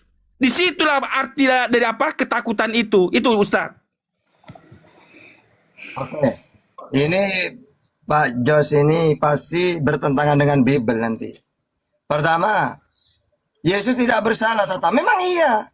Apakah nabi-nabi yang dibun-bun, Wahyu 16 ayat 6, Matius 23, apakah mereka bersalah nabi-nabi itu? Tidak. Kan alasannya cuma satu, kan ditolak sebagai nabi. Itu loh, itu alasannya memang nggak bersalah. Yang ketiga, katanya, Bapak selalu menyertai Yesus, kata. Loh iya, makanya nggak usah takut. Kayak Nabi Muhammad itu. ketika dikepung. Innallaha ma'ana. Tenang Abu Bakar, Allah bersama kita. Maksudnya apa? Bapak menyertai aku, kata Yesus. Cuma bedanya Yesus takut. Petrus, Petrus, berjaga-jaga. Seharusnya, Petrus, Bapak menyertai kita. Seharusnya gitu kayak Nabi Muhammad itu. Mau dikepung, mau dibunuh, apa katanya? Abu Bakar, jangan takut. Innallaha ma'ana. Allah bersama kita. Itu bedanya. Yesus takut mati padahal untuk menebus dosa. Nah, kalau Nabi Muhammad, apapun dilakukan demi umatnya. Yesus cemen, bersujud, Bapak jangan aku, Bapak biarlah cawan ini, Bapak. Berdoa, bersujud, minta kekuatan kepada malaikat. Rasanya mau mati katanya. Ya gimana coba? Terus, Tata, kenapa Yesus takut? Karena dia takut berpisah dengan Bapak. Justru dengan mati itu ketemu Bapak. Inna lillahi wa inna ilaihi raji'un. Ya, segala dari Allah kembali kepada Allah. Makanya wala tasabanna alladziina qutilu fi sabilillah amwat bal ahyaun inda rabbihim. Jangan kamu mengatakan orang yang mati syahid itu mati, jangan. Mereka di sisi Tuhannya. Loh, kalau Yesus sudah mau mati, tidak mau ketemu Tuhan berarti. Anda salah. Tata, Yesus takut mati karena takut berpisah dengan Allah. Loh, justru dengan kematian bertemu Allah itu. Makanya Yesus kalau dalam versi Kristen setelah mati, aku akan pergi kepada Bapakku dan Bapakmu, Allahku dan Allahmu. Memang harus mati. Kok bisa Anda mengatakan Yesus mati karena takut berpisah dengan Allah? Padahal bertemu dengan Allah syaratnya harus mati. Jadi lucu, terbalik itu ya. Makanya dalam khotbah, gimana? Udah, saya jawab ya. Takut lupa nanti ini. Apa? Boleh? Ya silakan. Boleh. Oke, perhatikan baik-baik. Begini Ustadz. Inilah kesalahannya banyak faham doktrin di dalam kekristenan. Kalau mati katanya, rohnya kembali kepada Bapa di surga. Dan berjumpa dengan Bapa di surga. Tapi ingat Ustadz, apa yang terjadi dengan Yesus? Ketika Yesus mati di kayu salib, kemudian bangkit, apa yang terjadi pada hari Minggu waktu Yesus berjumpa dengan Maria Magdalena? Saya jawab ya, begini. Yohanes 20 ayat apa? 15. Kata Yesus kepadanya, "Ibu, mengapa engkau menangis? Siapakah yang engkau cari?" Maria menyangka orang itu adalah penunggu taman. Lalu berkata kepadanya, "Tuan, jikalau Tuan yang mengambil dia, katakanlah kepadaku di mana Tuan meletakkan dia supaya aku dapat mengambilnya." Kata Yesus kepadanya, "Maria." Maria berpaling dan berkata kepadanya dalam bahasa Ibrani, "Rabuni," artinya guru. Ayat 17. Ayat 17 ini membantah bahwa orang mati langsung berangkat ke sorga. Ayat 17. Kata Yesus kepadanya, "Janganlah engkau memegang aku, sebab aku belum pergi kepada Bapa. Tetapi pergilah kepada saudara-saudaraku. Dan katakanlah kepada mereka bahwa sekarang aku akan pergi kepada Bapakku dan Bapamu, kepada Allahku dan Allahmu." Jadi Yohanes 20 dari ayat 14 sampai 17 itu mengatakan bahwa ketika Yesus mati, dia tidak berangkat ke sorga rohnya. Itu yang salah dalam doktrin. Pada waktu dia mati, itulah keterpisahannya Yesus dengan Bapa di surga. Rohnya tidak kemana-mana. Karena apa? Ketika tubuh berpisah dengan roh, itu artinya mati. Yang menjadi masalah adalah kita ini, sebentar Ustaz, sebentar. Yang menjadi masalah adalah Ustadz, ya, yang menjadi masalah adalah terjemahan King James Version menerjemahkan nama Hagia itu, Roh Kudus itu menjadi apa? Holy Ghost. Seolah-olah Holy Ghost itu seperti apa? Ghostbuster, ada roh yang melayang-layang. Padahal bukan. Arti nama Hagia itu adalah nafas.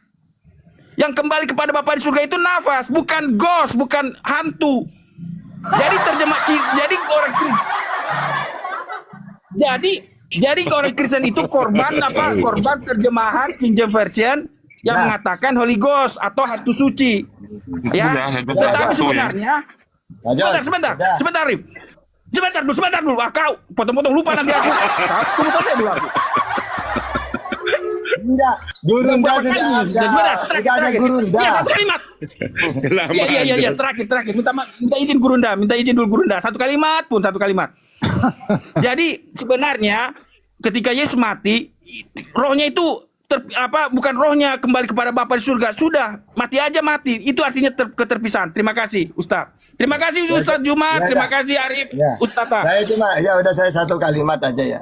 Jadi kata Jospen, Yesus takut mati karena takut berpisah dengan Allah. Padahal Musa ini masuk surga, Yesaya harus mati dulu. Semua para nabi iya. Ini enggak masa dia mati takut berpisah. Justru dengan kematian itulah para nabi akan dekat kepada Tuhannya.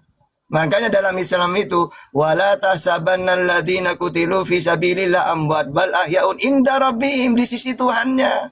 Syaratnya hanya meninggal. Makanya saya nanya ke Jospen, Yesus kapan dia bisa bertemu dengan Allah? Dalam versi Kristen tapi ini ya, bertemu dengan Allah. Apakah di dunia apa setelah mati? Setelah Nah, mati itu sebentar. berarti memang seharusnya harus mati. Kenapa dia takut mati? Takut berpisah katanya. Belum saya jawab, kau jawab sendiri, kau tanya sendiri, kau jawab sendiri. Udah, Ah. udah guru enggak. Udah selesai, udah datang apa guru, kau, udahlah. Nanti aja kita sambung lagi kapan-kapan. Ya, Saudara silakan. Jospen. Abang. Saudara Jospen. Halo Bang, Ya Ustaz. apakah betul di Kristen ada 2 Tuhan? Begini Ustaz, kalau bagi saya ada 2, itu bagi saya. Karena boleh saya terangkan? Silakan. Boleh saya terangkan? Baik. Dalam 1 Korintus 8 ayat 6 dikatakan begini. 1 Korintus 8 ayat 6. Namun bagi kita hanya ada satu Allah saja, yaitu Bapa. Jadi hanya ada satu Allah saja. Makanya ketika Yesus berdoa dalam Yohanes 17 ayat 3, inilah hidup yang kekal itu, bahwa mereka mengenal Engkau satu-satunya Allah yang benar. Jadi hanya ada satu Allah saja, Ustadz. Nggak ada 2, nggak ada 3. Nah, siapa itu Allah yang benar itu? 1 Timotius 6 ayat 16. 1 Timotius 6 ayat 16 mengatakan begini. Dialah satu-satunya yang tidak takluk kepada maut. Yesus pernah mati, tetapi dialah satu-satunya yang tidak takluk kepada maut. Bersemayam dalam terang yang tak terhampiri. Seorang pun tak pernah melihat dia. Dan memang manusia tidak dapat melihat dia. Baginya lah hormat dan kuasa yang kekal. Amin. Jadi hanya ada satu Allah saja, Ustadz. Nggak ada 2, nggak ada 3. Nah, kemudian, kalau begitu siapa itu Yesus? Dalam 1 Korintus 8 ayat 6 dikatakan begini. Namun bagi kita hanya ada satu Allah saja, yaitu Bapa yang daripadanya berasal segala sesuatu dan yang untuk Dia kita hidup. Dan satu Tuhan saja. Makanya profil saya adalah satu God dan satu Lord. Dan satu Tuhan saja, yaitu Yesus Kristus yang olehnya segala sesuatu telah dijadikan dan yang karena Dia kita hidup. Makanya doa Tuhan Yesus dalam Yohanes 17 ayat 3 dikatakan begini. Inilah hidup yang kekal itu, bahwa mereka mengenal Engkau satu-satunya Allah yang benar dan Yesus Kristus yang telah Engkau utus. Jadi Yesus Kristus yang diutus itu adalah Tuhan yang diutus, bukan Allah. Dia adalah Tuhan yang diutus, tetapi memiliki kodrat yang sama dengan Bapa. Itu jawaban saya, Ustadz. Terima kasih. Berarti ada 2 Tuhan kan? Pamit dulu Gerunda ya. Kalau menurut saya ada 2, karena beda-beda denom. Kita ini mau Oke. pamit sebagai anak-anaknya. Gerunda ya. Oke, baik Dinda, baik. Makasih. Ada 2 Terima Tuhan. kasih. Assalamualaikum Gerunda. Waalaikumsalam warahmatullahi wabarakatuh semuanya. Masya Allah, luar biasa. Boleh saya Oke. turun, Ustadz? Kalau gitu. Boleh. Ya, makasih, Ustadz. Makasih Makasih. kesempatannya, Ustadz. Makasih banyak. Ya, Siap. Tuhan memberkati. Siap. Oleh Bang David. Halo. Saudara Song. Halo.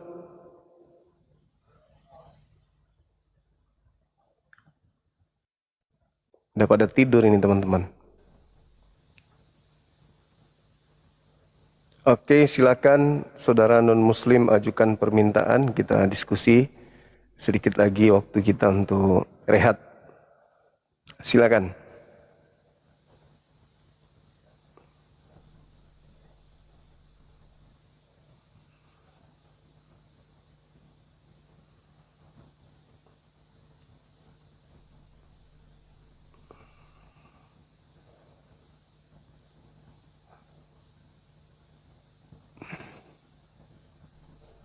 Ini pada kemana ini teman-teman ini? Pada kemana teman-teman semuanya?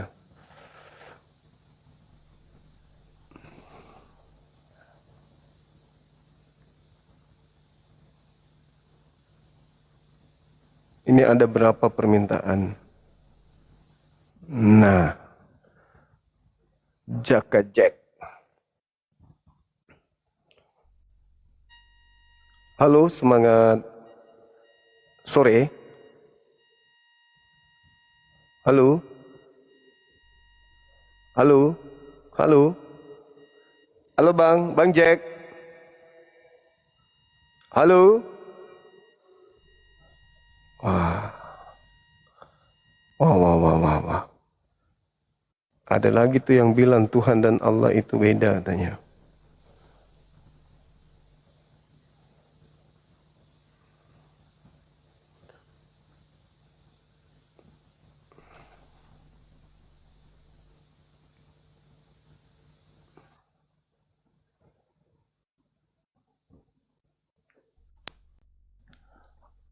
Halo, semangat sore. Sore. Ya, sore. Iya, dari Kristen Abang. Iya, Dek, ya. Ya, silakan buka kameranya. Nah, kita mau diskusi aja, nanti aja kita buka kamera ya. Ah, ini apa judul kamu ini apa ini? Yesus menerima kekuatannya.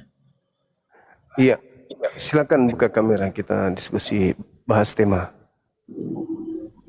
Gak apa-apa, gini aja kita bahas temanya. Harus buka kamera Bang, silakan. Gak apa-apa, coba aja dulu, nanti mana tahu enak. Buka kamera Bang, buka kamera kita diskusi. Saya pemalu, nggak bisa.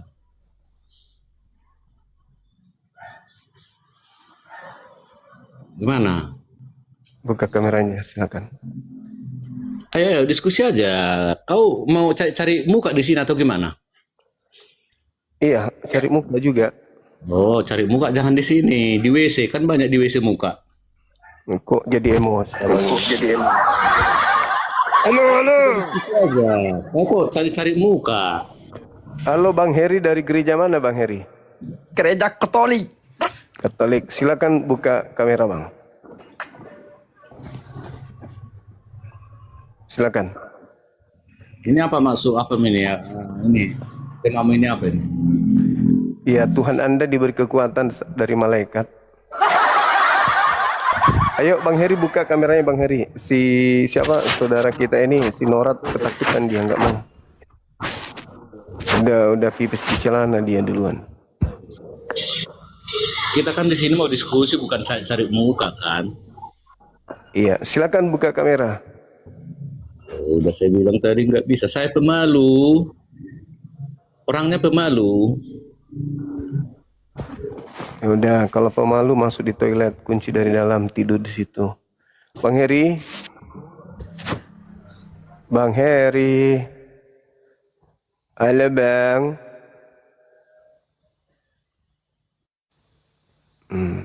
Malu-malu juga dia.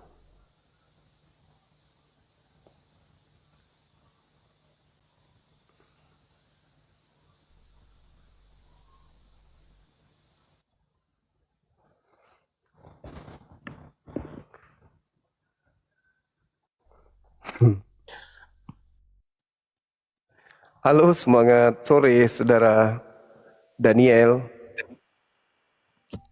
Halo Bang.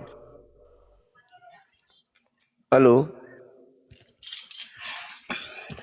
Halo. Halo Bang. Halo.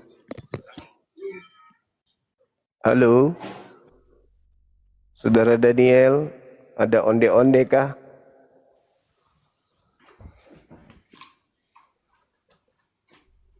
Halo, Saudara Salecius. Ya, selamat sore Bang Juma. Sore juga Bang. Bagaimana Bang? Tuhan Anda kok diberi kekuatan? Gimana kabar Bang Juma? Sudah makan siang belum Bang Juma? Saya lagi puasa Bang. Oh puasa, sorry. Siap. Puasa Lanjut. ya. Selamat menjalankan ibadah puasa Bang Juma. Iya, terima kasih. Di bahasa apa nih Bang Juma? Bahas tema Kalau di dalam Al-Quran Nabi Tema. Isa diberi kekuatan. Kalau di Kristen Yesus diberi kekuatan. Kalau di Al-Quran Nabi Isa bukan Tuhan, wajar diberi kekuatan. Kalau di Kristen Yesus Tuhan, kenapa diberi kekuatan? Silakan. Jadi gini, di dalam Al-Quran kata Bang Juma ada diberi kuasa. Di Al-Quran nomor berapa itu? Bang? Diberi kekuatan, dikuatkan dia, disuplai Ya, diberi tenaga. kekuatan Nabi Isa kan toh, di dalam surah apa? Di Al-Quranul Karim, surah Al-Baqarah ayat Ya, 253. Al-Baqarah 253. 253 ya. Iya. Jadi Nabi Isa itu diperkuat. Dia diberi kekuatan. Artinya dia diperkuat dengan adanya Roh Kudus. Malaikat yang datang kepadanya. Sama di dalam kitab saudara, di dalam Lukas 22 nomor 4344. Nah, kenapa Anda menyembah manusia yang diberi kekuatan gitu? Padahal kan sudah ada Tuhan yang maha kuat.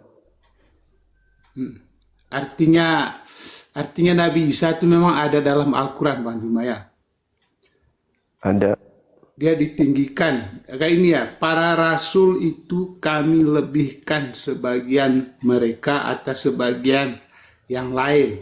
Di antara mereka ada yang Allah berbicara langsung dengannya, dan sebagian lagi dia ditinggikan beberapa derajat. Kami telah menganugerahkan kepada Isa putra Maryam bukti-bukti yang sangat jelas dalam kurung mujizat, dan kami memperkuat dia dengan Rohul Kudus. Ya, itu kata Jibril ya, Bang. Artinya di dalam Al-Quran memang Nabi Isa diberi kekuatan oleh Allah kan ya. Iya, begitu juga di Bible kan. Yesus diberi Sama, kekuatan. Nah, Sama, masalahnya kenapa Anda menuhankan makhluk yang diberi kekuatan? Jadi makhluk itu kan sebagai manusia dia Bang Juma. Jadi dia itu mendapat kekuatan dari malaikat kan itu ya, yang memberi kekuatan itu dari Allah melewat malaikat toh. Sebagai manusianya Bang Juma, dia memang harus mendapat kekuatan. Berarti dia bukan Tuhan Sebagai manusia. Karena Yesus ini kan Allah yang berwujud manusia. Ya, artinya dia Sebagai wujudnya, dengar dulu Bang Juma, sebagai manusia, dia memang mendapat kekuatan. Dari mana asal kekuatan itu? Dari yang mengutus dia. Itu sama dengan dalam Al-Quran tadi. Iya, berarti Karena Isa putra Maryam itu kan adalah utusan Allah kan. berarti Tuhan Anda, sembahan Anda itu manusia yang butuh suplai kekuatan. Iya, sebagai manusia kan toh. Iya, Karena Tuhan apa? Anda Saya itu tidak normal berarti. bukan tidak normal Bang Juma. Lah buktinya Salah. dia butuh kekuatan, dia diberi Nah, kekuatan. loh, dia sebagai manusia. Iya, Bang justru Juma karena harus itu, Iya. Tuhan Anda manusia ini tidak normal sebagai Tuhan, Bang Juma makanya dia harus paham butuh dulu. kekuatan. Iya, Bang Juma harus paham dulu bahwa dia sebagai manusia. Iya, Tuhan Anda sebagai harus manusia. mendapat kekuatan. Nah. Sebagai manusia loh, sebagai Iya, Tuhan Anda Bukan yang semua. manusia, Begitu. Tuhan Anda yang Itu manusia intinya. ini, Jadi Tuhan sebagai Anda yang dia manusia, harus mendapat kekuatan dari Tuhan Allah. Anda yang manusia ini, Begitu. Sama dengan butuh. Isa. Putra Isa bukan Maryam. Tuhan. Cuman kalian kan tidak mau menyembah dia kan? Isa bukan Tuhan, wajar diberi kekuatan. Masalahnya Yesus Tuhan kok diberi Loh, kekuatan? dia Tuhan itu di dalam Al-Imran, di dalam Nggak ada, Al-Maidah, tidak di ada. Al-Imran Nggak, jangan 45, ngeyel, dia Tuhan. jangan kau perkosa Al-Quran. Coba Anda baca di Al-Imran Jangan perkosa ayat 45. Quran. Jangan. Cukuplah kitabnya Yahudi. Dia kalian mengatakan pretelin. begini, dia berkuasa di dunia dan di akhirat, Bang. Tidak ada dalilnya di dalam Al-Quran Nabi menunjukkan Isa dia itu berkuasa. adalah Tuhan. Yang berkuasa Dia di itu dunia dan di berkuasa di akhirat dunia itu, dan di akhirat. Itu kata klaim. Al-Quran dulu. Klaim. Masuk dulu ke tema ini, Klaim jangan Al-Quran kemana-mana. loh itu. Jangan kemana-mana. Yesus Coba Anda adalah baca. Tuhan Coba Anda baca itu. Al Imran Yesus ayat itu Tuhan 45. Anda. Tuhan Yesus Anda. Yesus Dengar itu dulu, Tuhan dengar. Anda kan? Bang Juma kan tadi Tuhan Anda Isa ini Putra Merah mendapat butuh kekuatan dari tenaga. Allah kan. Itu Makanya benar itu. dia kemudian diberi kuasa. Benar. Gitu. Sama yang tertulis dalam Nah, Al-Quran. Tuhan sama. diberi kuasa gimana Gitu dong, loh. teman-teman? Jadi Ada Tuhan diberi Al-Quranmu kuasa. mengatakan dia terkemuka di dunia dan di akhirat. Ada Bang Juma. Tuhan diberi Itu kuasa loh, Bang gimana Juma. teman-teman? Kenapa Bang Tuhannya Juma tidak orang mengikuti Kristen Al-Quran gitu loh? butuh kekuatan. Makanya dia diberi kenapa? kekuatan. Kenapa Yesus mengikut- bukan Kenapa Tuhan. tidak mengikuti ajaran Apa Al-Quran? bukti Bang Yesus Juma? itu bukan Tuhan? Dia diberi kekuatan. Gitu. Bukti itu Ya. bahwa Isa Putra Maryam itu adalah Tuhan. Nggak bisa Di dalam lagi surat teman-teman. Al-Imran ayat 45. Dia nggak bisa lagi mempertahankan ketuhanan Yesus yang bukan Tuhan. Bahwa dia terkemuka di dunia Bang Ayo, Juma dan di akhirat Bang Juma. ketahuan Dia berkuasa di surga dan di bumi Bang Juma. menuhankan ciptaan Begitu loh. Tuhan. Ayo. Gitu loh. Di Al-Quran loh sudah sangat jelas mengatakan. Mulai panas Dia tempat adalah duduknya, terang kata dalam Al-Quran ada. Ada Dia adalah cahaya dalam Al-Quran ada. yang butuh kekuatan. Nah, gimana itu dong? salah. Ternyata ada Tuhannya Kristen Kenapa? butuh kekuatan. Kenapa Bang Nah, Juma tidak mengikuti ajaran ayo, Al-Quran? bagaimana Anda menjelaskan ada Tuhan diberi kekuatan? Dia sebagai manusia Bang Juma. Saya jelaskan. Dia Iya, sebagai manusia. mau dia sebagai manusia, mau sebagai kota hitam, seperti yang mau dilahirkan sebagai oleh Siti Putra mikrofon, Maryam. yang pasti dia bukan Siti Tuhan. Maryam Kalau dia Tuhan, melahirkan berarti Isa dia Putra Tuhan Maryam yang tidak yang sempurna. terkemuka di dunia dan di Kenapa dia akhirat? Tuhan yang tidak sempurna? Karena loh. dia butuh kekuatan, Gitu loh. diberi kekuatan, gitu loh. Jadi Tuhan coba yang baca Kristen Al-Qurannya bernama dengan benar Yesus Bang itu, Juma. Yesus adalah Nah, Tuhan ayo. Yahweh karena dia masih Baca. diberi kekuatan, Baca Al-Quran diberi tuh Bang kuasa, Juma. Baca Al-Qurannya. menerima kekuatan dari Tuhan yang lain, kan gitu. Al-Quran itu dibaca Bang Juma. Udah, nangis di pojokan. Al-Quran Tuhan yang dibaca. Anda tidak normal. Ada Tuhan diberi kekuatan. Tuhan apakah gerangan? Katanya Tuhan tapi ada tapinya. Tapi apa? Tapi nenekmu kiper. Aduh, parah ini Oten. Bukannya membela Tuhannya kok malah larinya ke Al-Quran. Al-Quran mana ada Nabi Isa itu Tuhan. Aduh, parah. Nggak percaya diri dia dengan Tuhannya yang diberi kekuatan. Allahu Akbar, Masya Allah. Halo, selamat sore Saudara Stanley. Halo Bang. Halo, selamat sore. Suaranya kecil Abang. Selamat sore. Sore juga. Maaf Bang, kameranya nggak bisa kebuka ini. Iya. Dari agama mana Abang ini? Kalau saya Kristen, alirannya Advent. Oh, Advent. Iya. Maaf Bang, di sini netizen kita minta kita ini buka kamera masalahnya. Iya, soalnya di ini apa? Di aplikasi saya ini nggak bisa buka kamera, sudah ditekan-tekan ini. Iya. Pengikutnya masih ini Bang, masih. Ya, kayaknya pengikutnya masih sedikit. Iya, betul sekali. Ya, tema hari ini Yesus menerima kekuatan ya. Iya, betul. Kalau boleh panggilan yang tepat apa sih untuk Bang Suma? Dipanggil Bang atau Iya, panggil Bang Suma aja Bang. oh, terima kasih. Di sini memang apa? Kalau untuk perdebatan tentang Yesus sih memang banyak antara Kristen dan Muslim. Tapi kalau untuk saya sih apa Kristus Yesus menerima kekuatan? Iya, pada saat dia tujuannya untuk penyelamatan kan. Kalau tujuannya penyelamatan berarti dia harus merasakan sama seperti manusia. Jadi waktu Iya, dia jadi manusia. Berarti manusia kan ya? iya, iya, pada saat Yesus jadi manusia itu, ada saatnya dia tidak punya kekuatan. Waktu mau disalib juga, dia sempat berdoa sampai keringat darah. Kan? Jadi apa istilahnya, sebagai manusia dia merasakan, waktu dia turun sebagai manusia dia merasakan kesengsaraan manusia. Jadi dia pada saat dia jadi manusia dia juga rasa lemah. Jadi minta kekuatan. Tidak, saya tidak menyangkal bahwa Yesus meminta kekuatan. Minta kekuatan dari Bapa. Iya. Jadi pada saat Tuhan Yesus mati, kalau kita Advent memang percaya Yesus juga. Waktu Yesus mati, itu dia mati pada saat bangkit, itu dalam wujud yang lain.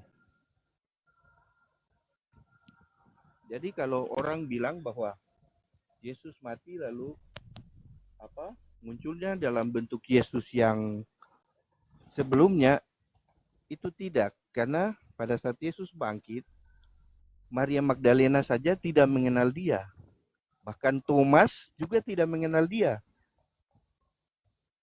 Jadi kalau kita di Advent, kalau mau hidup baru itu, atau hidup baru itu mati, dikuburkan lalu bangkit. Itu diibaratkan dengan pembaptisan. Jadi baptisnya itu harus diselamkan. Kalau diselamkan kan tidak mungkin orang mati lalu, contoh kalau baptisnya dipercik. Orang kan pada saat mati kan tidak mungkin dipakai tanah sedikit lalu dikuburkan dengan tanah sedikit. Ya, jadi Pusing saya dengarkan. Maaf bang, saya oleng. Dengarkan abang itu ngomong muter-muter, Tuhan butuh kekuatan, Tuhan loyo, Tuhan tidak bisa ini kuat, itu bikin saya lemas. Mana itu? Tuhan butuh kekuatan. Halo, semangat sore. Assalamualaikum Bang Zuma. Waalaikum. Saya Nusirwan Wan dari PKU Bang, Putra Minang. Oh, siap. Kemarin juga sudah bergabung dengan Bang Zuma. Siap. Ya, saya cuma tadi mengikuti aja ya Bang Zuma. Oh, iya bang. Tapi dari pembicaraan dengan Oten gimana tuh Bang? Gak ada masuk itu pembicaraannya itu. Iya. Sekarang kita betul. tanya aja lah sama mereka tuh. Mereka itu terbagi berapa Kristennya itu? Ada yang Ortodok, ada yang Katolik, ada yang Protestan kan? Mana yang benar yang tiga Woi itu Bang? Zuma, tai kau Zuma anak haram jadah. Zuma anak babi. Aduh. Ini contohnya ini. Ini orang tidak berakhlak ini yang ngomong kayak ini nih. Bang Zuma itu anaknya setan, anak iblis, anak Edis TV, anak Dajjal. Itu makanya ini contohnya ini ya. Katanya dia orang Kristen yang baik, tapi bisa ngomong kayak itu. Kita orang Muslim tidak boleh begitu. Oke bang, kita Ya, Bang. istirahat dulu, bang. Kita mau Terima kasih ibadah Bang asar. Zuma, bisa lagi Siap. gabung sama Bang Zuma. Yang jelas saya tetap Oke. itu mengikuti debat Bang Zuma. Siap. Oke Bang, terima kasih Bang Zuma. Makasih abangku, makasih. Thank you. Thank you Bang. Assalamualaikum. Waalaikumsalam warahmatullahi wabarakatuh. Baik teman-teman sekalian, sesuai dengan apa yang saya sampaikan di awal tadi, kita pukul 3 waktu Makassar kita mau rehat. Ini udah lewat 23 menit. Insya Allah sebentar malam kita jumpa lagi ya rekan-rekan sekalian. Sajian kita masih terkait dengan Tuhannya saudara Kristen diberi kekuatan, dan di antara mereka tidak ada satupun yang mampu memberikan jawaban yang dalam hal ini cakupannya adalah keilmuan yang dibutuhkan manusia. Selain pengakuan bahwa dia diberi kekuatan itu dari natur manusianya. Jadi Tuhan memiliki natur yang bukan Tuhan. Jadi Tuhannya mereka sepenuhnya Tuhan, sepenuhnya bukan Tuhan. Ini belum bisa kita cerna dengan otak. Maka masih pada pernyataan bahwa ketika berbicara mengenai Tuhan mereka, kita nggak ada ilmu, mereka tak ada ilmu yang bisa bermanfaat bagi kuping kita aja dulu. Jadi penjelasan mereka tentang iman mereka itu tidak pernah bisa masuk di akal kita. Tapi kalau mereka apakah masuk di akal mereka, saya juga tidak tahu.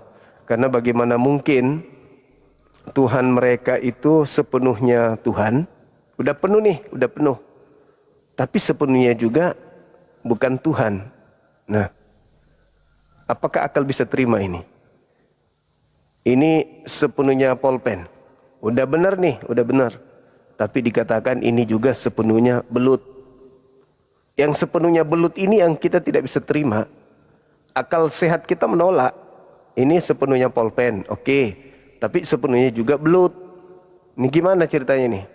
Ini sepenuhnya belut. Yesus sepenuhnya manusia, oke. Tapi sepenuhnya Tuhan, nah ini yang tidak bisa masuk di akal. Ya, nggak bisa masuk di akal kita. Tapi kalau di akal teman-teman Kristen masuk, ya nggak tahu akal apa yang mereka pakai kan gitu ya. Yaitu hak mereka, saudara-saudara kita. Ya, seibarat ini susah untuk kita katakan sepenuhnya pulpen, sepenuhnya belut. Oke lah, sepenuhnya pulpen masuk akal. Tapi sepenuhnya belut ini gimana ceritanya nih, sepenuh belut ini yang ini? Anak Maria melahirkan sepenuhnya Tuhan. Sepenuhnya manusia, oke. Tapi sepenuhnya Tuhan, menurut pandangan kita sebagai Muslim, jangankan sepenuhnya Tuhan, secuil Tuhan saja nggak ada gitu loh. Secuil Tuhan aja nggak ada. Karena Tuhan itu bukan makhluk. Tuhan tidak serupa dengan apapun. Itu di dalam kitab yang mereka pakai. Jadi bagaimana mungkin yang keluar dari perut Maria itu sepenuhnya Tuhan. Setengah Tuhan aja susah untuk kita terima gitu loh. Apalagi sepenuhnya Tuhan. Ya Allah ya Karim. Setengah aja, setengahnya Tuhan. Itu nggak bisa kita terima. Apalagi sepenuhnya. Jadi sulit bagi kita untuk menjadi seorang Kristen. Sulit. Karena Islam itu ya orang yang menggunakan akal. Bagaimana bisa masuk Kristen? Satunya cara ya mungkin karena terlilit masalah ekonomi kah atau apapun itu yang bisa kemudian mematikan akal umat Islam untuk berpindah. Tapi kalau dalam keadaan sehat-sehat saja, tak ada masalah duniaan, tidak ada masalah syahwat, mau diajak ke sana, kurasa umat Islam tidak akan mungkin. Kecuali karena ada masalah-masalah tertentu gitu. Sekali lagi, saudaraku Kristen, saya minta maaf, kami minta maaf ketika ada kata-kata yang kurang berkenan untuk kalian dari kebenaran yang kami sampaikan, karena kami tidak bisa menerima Maria melahirkan sepenuhnya Tuhan. Tidak bisa kami terima itu, nggak bisa. Tapi kan juga dia sepenuhnya manusia. Ya sama doang. Yang manusia ini juga sepenuhnya Tuhan kan? Iya. Nah, gimana kami bisa terima? Hah? Buat kami gila dulu kalau gitu. Gak bisa kami terima. Maria melahirkan sepenuhnya Tuhan. Gak bisa. Maria melahirkan sepenuhnya manusia. Oke. Tapi Tuhan, oh lala. Gak bisa kami terima itu bang. Oke, saya kira begitu teman-teman sekalian. Terima kasih atas kebersamaannya. Mohon maaf jika ada kata-kata yang kurang berkenan. Yang pastinya bahwa kita umat Islam akan selalu berada pada keadaan sebagai pembawa kabar gembira dan peringatan kepada orang-orang yang zalim. Demikian kita tutup. Subhanakallahumma bihamdi asyhadu an la ilaha illa anta astaghfiruka wa atubu ilaih. Salam tauhid, salam satu Tuhan. Jayalah Islam kita, jayalah Indonesia kita. Takbir. Assalamualaikum warahmatullahi wabarakatuh. Allahu akbar, Allahu akbar, Allahu akbar.